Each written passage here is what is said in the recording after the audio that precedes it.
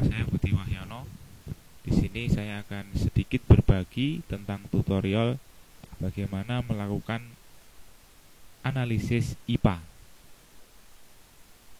Video ini saya buat karena saya ingin menanggapi dari banyaknya komentar di blog saya terkait dengan langkah-langkah analisis IPA ini.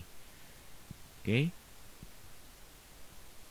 Baik, secara umum analisis IPA ini digunakan untuk mengukur atau membandingkan tingkat kesesuaian antara harapan dengan kinerja. Dan biasanya ini digunakan oleh sebuah perusahaan untuk mengukur harapan dan kinerja perusahaan dari konsumen, member ataupun pelanggan.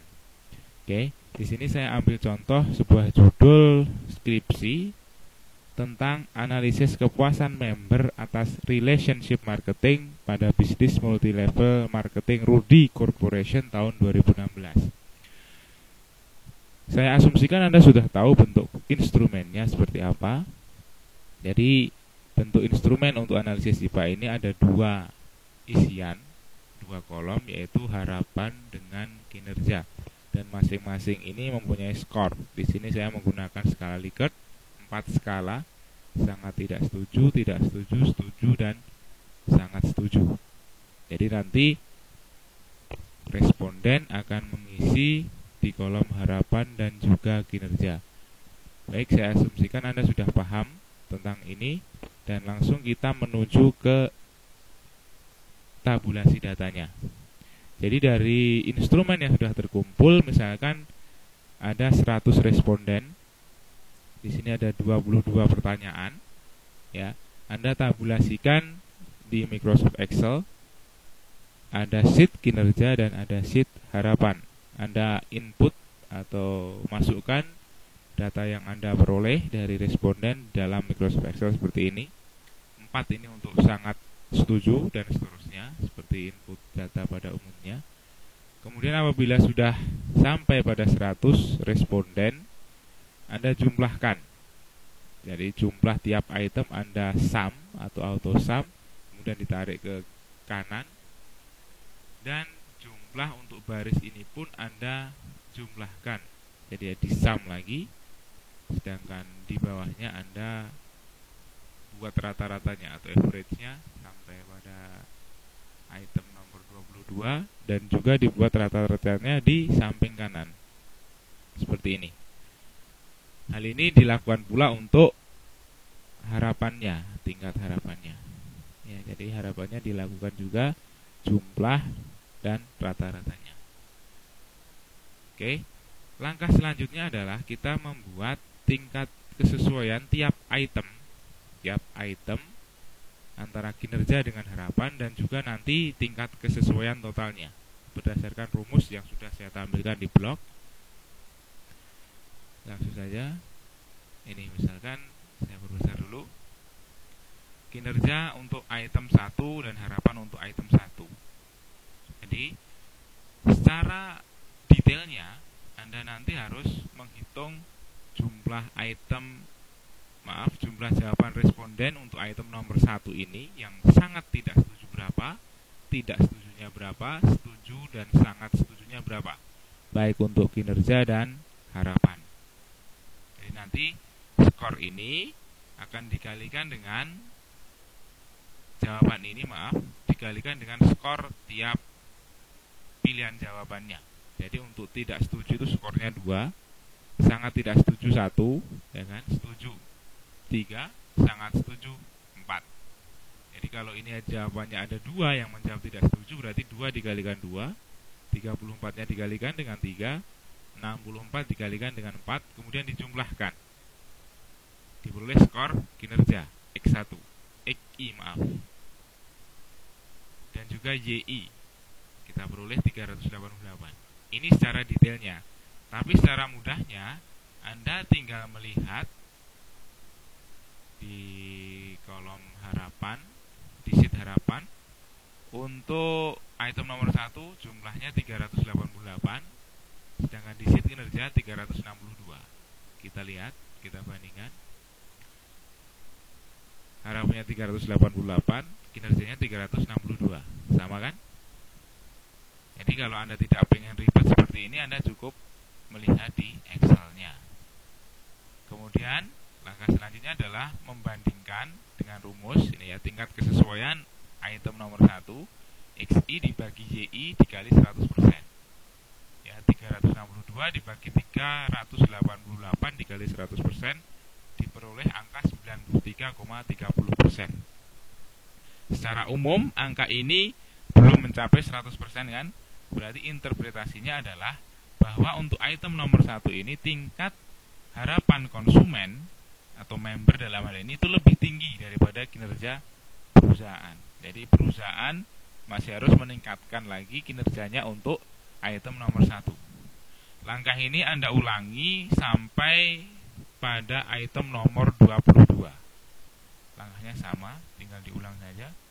Jadi sampai item nomor 22 ketemu angka ini. Oke, sampai di sini. Kemudian langkah berikutnya adalah kita menghitung tingkat kesesuaian total. Jadi tadi kan sudah per item sampai nomor 22. Sekarang adalah tingkat kesesuaian totalnya. Caranya gimana? Tentu saja kita mencari sigma XI dan sigma YI. Nah, kita balik lagi ke file Excel kita. Untuk kinerjanya itu 6.662 ini kan. Untuk harapannya 8.338. Kita masukkan sigma XI-nya 6.662 sedangkan sigma YI 8.338. Kemudian rumusnya sama sebenarnya, cuma yang digunakan di sini adalah sigma atau jumlahnya. Sehingga sigma XI-nya 6.662 dibagi 8.338 dikali 100%. Ya, diperoleh angka 79,90%. Artinya apa? Karena angka ini di bawah 100%, berarti tingkat kesesuaian antara harapan konsumen, member dalam hal ini, secara keseluruhan itu di bawah harapan dari member tersebut. Berarti secara keseluruhan perusahaan masih harus meningkatkan kinerjanya. Oke, sampai di sini. Kemudian langkah selanjutnya adalah kita membuat diagram Kartesius untuk melihat posisi perusahaan itu berada di kuadran berapa untuk tiap item pertanyaan tadi, ya kan? Langkah pertama adalah kita mencari titik potong dulu. Titik potong sumbu X dan sumbu Y terhadap angka 0 atau titik nolnya.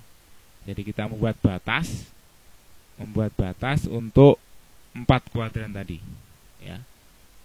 Caranya adalah kita membagi rata-rata, ya, rata-rata skor total rata-rata dari tingkat kinerja X dan harapan Y. Kita ambil dari Excel tadi, ya. Jumlah total rata-rata untuk harapan adalah 83,8, sedangkan kinerja itu 66,62. Kita masukkan dalam rumus. Kita ke kinerja dulu. X-nya total kinerja adalah 66,62 dibagi 22 ini adalah jumlah item soalnya. Ya, kita bagi ketemu angka 3,03. Begitu pula dengan harapan 83,38 dibagi dengan jumlah item soal 22 ketemu angka 3,79. Nah, dua angka ini nanti akan kita gunakan sebagai batas untuk membatasi kuadrannya. Kita langsung ke di sini. Kelemahannya memang untuk membuat diagram Kartesius ini harus manual. Jadi belum ada software yang bisa digunakan untuk membuat diagram Kartesius seperti ini. Kita gunakan batas X tadi, ya kan? Titik potong dengan sumbu X dan sumbu Y. X-nya di angka 3,03, kita buat garis di 3,03, kita kira-kira saja 3,03 itu di sini. Sedangkan untuk titik potong dengan sumbu Y itu 3,79. Kita buat garis lagi. Ketemu 4 kuadran. Kuadran A, B, C, dan D. Y itu mewakili harapan, sedangkan X itu mewakili kinerja. Oke. Jika perusahaan nanti, item soalnya nanti, ya, 1 sampai 22 itu nanti akan kita letakkan di 4 kuadran ini. Jika terletak di kuadran pertama, berarti tingkat harapannya tinggi, high, sedangkan tingkat kinerjanya itu rendah, masih rendah. Sehingga masih perlu peningkatan kinerja oleh perusahaan. Makanya ini disebut sebagai kuadran prioritas pertama. Sedangkan kuadran B itu prioritas prestasi, karena harapannya tinggi, kinerjanya juga sudah tinggi. Ya. Kuadran C itu prioritas rendah, karena tingkat harapannya rendah, kinerjanya juga rendah. Jadi sudah imbang. Sedangkan yang D ini berlebihan, karena apa?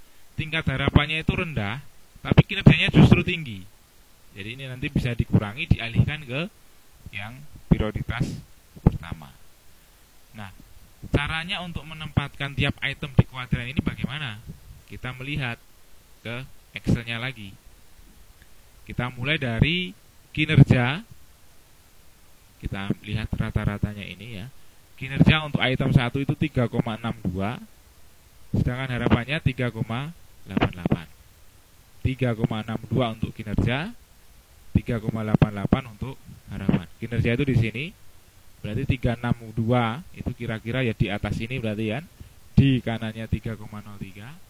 Sedangkan untuk harapannya itu 3,88, berarti di atas ini. Di kanannya ini, di atasnya ini berarti berada di kuadran B. Kita buat, ini masih manual, kita menggunakan insert, shapes.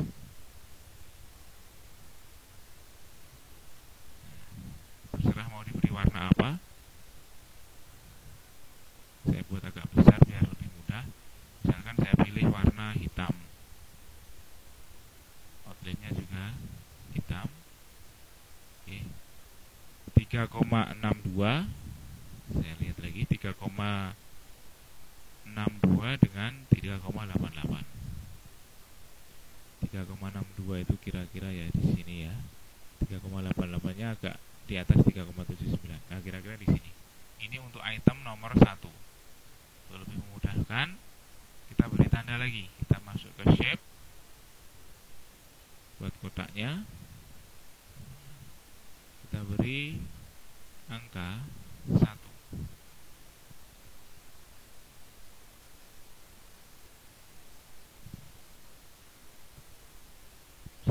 Saya ganti Times New Roman biar imbang. Saya beri warna hitam hurufnya. Kemudian supaya tidak mengganggu tampilannya, shape fill-nya saya hilangkan, outline-nya juga. Nah, ini untuk item nomor 1. Anda lakukan ini untuk item nomor 2 sampai 22. Itu kalau jumlah soalnya 22. Tapi kalau jumlah soalnya 50 dan seterusnya, berarti semakin rumit lagi. Singkat cerita, diagram Cartesius berhasil dibuat seperti ini. Ya, sudah jadi. Kemudian kita kelompokkan item mana saja yang berada di kuadran A, kuadran B, C, dan D. Kuadran A itu 5, 7, 15, 20. Berarti dia masih memerlukan prioritas pertama karena tingkat harapannya tinggi tapi kinerjanya masih rendah, dan seterusnya. Jadi ini nanti digunakan sebagai bahan interpretasi data di bab 4. Baik, sedikit langkah-langkah IPA ini semoga bisa membantu Anda dalam mengerjakan skripsi maupun tesis yang menggunakan analisis IPA. Semoga ini bisa bermanfaat, dan kalau Anda membutuhkan informasi dari saya, Anda bisa menghubungi saya lewat email ataupun berkomentar di blog saya. Bisa di blog dataolah.blogspot.com maupun blog saya yang satunya. Saya punya 2 blog, dataolah.blogspot.com dan juga pendidikanekonomi.com.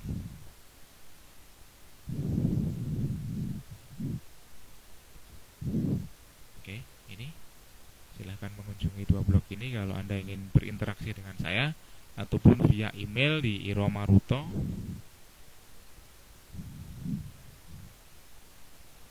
gmail.com.